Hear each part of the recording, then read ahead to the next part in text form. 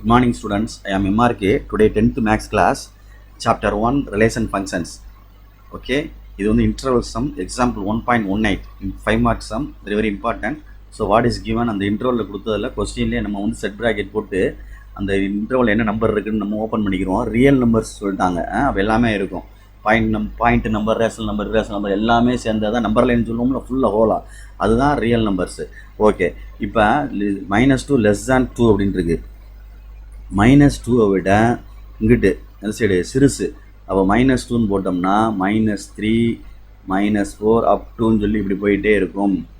ஆனால் -2 வராது, ஈக்குவல்ட்டி இல்லாதனால -2 என்ன செய்யாது, இன்க்ளூட் ஆகாது. இதுதான் இப்போ இந்த செட்டுக்குள்ளது. ஓகே ஸ்டூடெண்ட்ஸ், நெக்ஸ்ட்டு இதில் பார்க்கையில் என்ன வருது அப்படின்னு பார்த்துக்கு. எலமெண்ட்டு 3ஐ விட சிறுசு, 3ஐ விட சிறுசுனா 2 1 0, அடுத்து என்ன வரும் -1. இதில் -2 இன்க்ளூட் ஆகும், -2 இன்க்ளூட் ஆகும் அப்படின்னா அப்படி சேர்த்துக்கிறோம். ஓகே ஸ்டூடெண்ட்ஸ், பார்த்துக்கிட்டு நிதானமாக. சரி, அடுத்து இது என்ன ஆகுதுன்னு பாரு. 3ஐ விட பெருசு, 3ஐ விட பெருசுனா 3 4 5 எக்ஸட்ரான்னு போகும் கடைசி வரைக்கும். 3 இன்க்ளூட் ஆகும் ஈக்குவல் கொடுத்தனால. இந்த செட்டில் இருந்த நம்பர்ஸ் இன்க்ளூடிங் நம்பர்ஸ் எடுத்துக்கிட்டினா தான் நம்ம நெக்ஸ்ட்டு அடுத்து மூவ் பண்ண முடியும். சரியா சொல்கிறது? ஃபஸ்ட்டு இப்போ கணக்குக்கு என்ன இருக்குது அப்படின்னு பார்த்தீங்கன்னா, ஃபஸ்ட்டு சம்மில் f(4) அப்படின்னு கேட்டிருக்கு. f(4) எங்கே இருக்குது அப்படின்னு பாரு. எங்கே 4 எங்கே இருக்குது? இந்த கீழே இருக்குது, தேர்டு ஃபங்க்ஷனில் இருக்குது. அப்போ அது எழுதுனோம்னா 3x - 2, அப்போ 3 × 4 - 2, 3 4s are 12 - 2, சப்ராக்ட் பண்ணோம்னா 10. ஓகே, இதே f(4). செகண்ட் ஒன் என்ன கேட்டிருக்கு அப்படின்னு பாரு. f(-2) -2 வேறு எங்கே இருக்குது அப்படின்னு பாரு, செகண்ட் ஃபங்க்ஷனில் இருக்குது. ஸோ அதை ரைட் பண்ணிக்க. x² - 2 புட் வந்து x² எவ்வளோ -2 சப்ஸ்டியூட் பண்ணு. எக்ஸுக்கு பதிலாக -2² - 2. ஓகே, -2² மீன்ஸ் -2 2 டைம்ஸ் ரைட் பண்ணையில் +4 மாறிடும், -2. அப்போ 4 - 2 2. Okay students, okay good. Next third Roman letter, அதை பார்த்து பொறுமையாக செய். f(4)ன்னு ஒன்று கண்டுபிடிச்சதை ஏற்கனவே உள்ளதை யூஸ் பண்ணிக்கலாம். என்ன இருக்குது 10 அப்படின்றத யூஸ் பண்ணிக்க. நெக்ஸ்ட்டு f(1) கண்டுபிடி.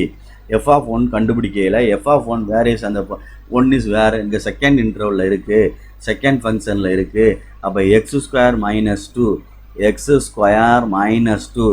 அப்போ x² போல் எக்ஸுக்கு போல் 1 ரீப்ளேஸ் பண்ணால் 1² - 2 1 - 2 ஈக்குவல் டு -1. ஓகே ஸ்டூடெண்ட்ஸ், இப்போ டோட்டலாக அவன் கேட்டது வந்து என்னென்னா f(4) + 2 × f(1). Okay, f(4) mean 10 + 2 × f(1) mean -1 equal to 10. 1 × -2 multiply பண்ணோம்னா -2. ஓகே ஸ்டூடெண்ட்ஸ், 10 - 2 சப்ராக்ட் பண்ணால் 8. Okay, enough. That is next fourth Roman letter. Very கேர்ஃபுல்லாக செய்யணும், பார்த்து.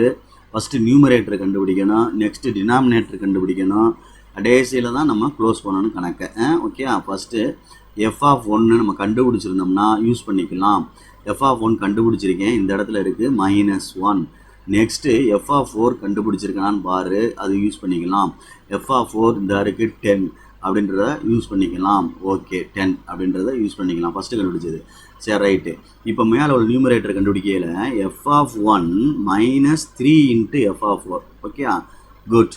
அப்போ f(1) வந்து -1, நடுவில் இங்கே என்ன இருக்குது பாரு, -3 இருக்குது, 3.